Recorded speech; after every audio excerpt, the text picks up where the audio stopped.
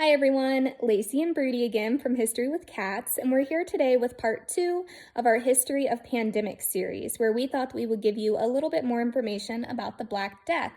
In our last video, we gave you some Black Death basics, where we explained that the Black Death, or bubonic plague as it's also called, spread throughout Asia, the Middle East, Northern Africa, and Europe in the mid-14th century. And the estimates say that anywhere from a third to one half of the population of Europe would have died from the Black Death.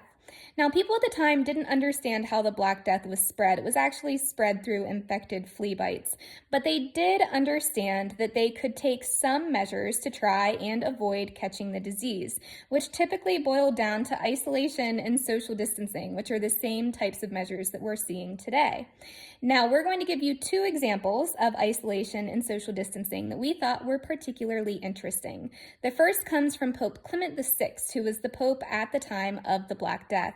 And his doctor told him that if he wanted to try to avoid the plague, he should surround himself with fire, which he did, and this seems to have worked, likely by keeping any infected fleas away from the Pope.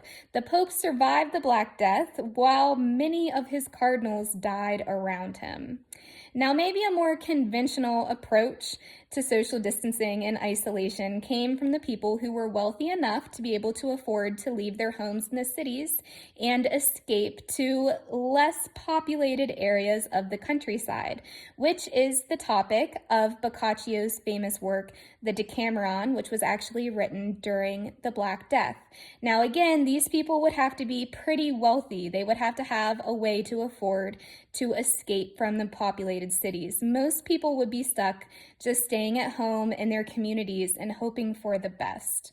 On our next video, we'll tell you a little bit about people's ideas behind the plague and why it was something that was occurring at that time to them. So stay tuned.